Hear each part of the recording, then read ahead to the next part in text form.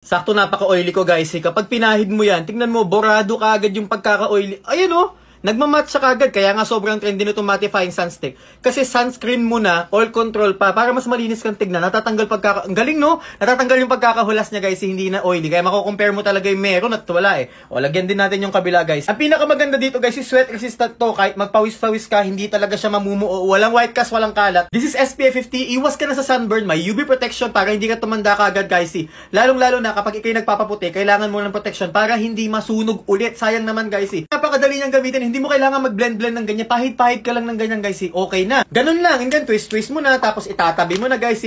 Ang daling itabi. Ang forma pa nalalagyan. Hindi ka tatama rin o mahihiyang mag-sunscreen kapag ito yung mattifying sunstick na ginagamit mo. Kasi napakaganda nito. Kaya nga ito tinawag na sikreto ng mga pogi. Ang linis tignan guys.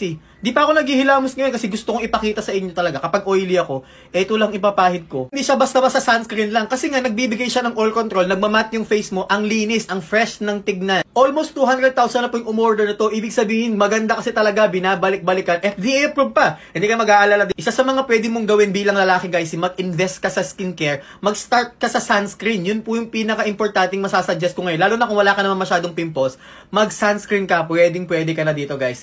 Lalaking-lalaki, maangas guys. Kaya nga to tinawag na sekreto ng mga pogi. Ganito na lang ha. Ilalagay ko yung link dyan, direct sa mismong supplier. 3 to 4 days, tasabay mo na yan. Sigurado, mapagbibigyan mo yung sarili mo kasi deserve mo naman din talagang alagaan ang skin mo. Pag in-order mo to guys, pasasalamatan mo pa yung sarili mo. Wala kang pagsisisihan kasi ito yung product na worth it na makukuha mo dito. Ang dali niya lang i-apply, swipe lang and you're protected. Wala pa siyang lagkit so it feels light and fresh on the skin. Bonus pa, it helps control oil kaya hindi ka mukhang shiny kahit maghapon kang busy. Perfect for everyday use whether nasa work ka, commute or outdoor activities. Protect your skin and feel confident wherever you go. Check my yellow basket to grab yours.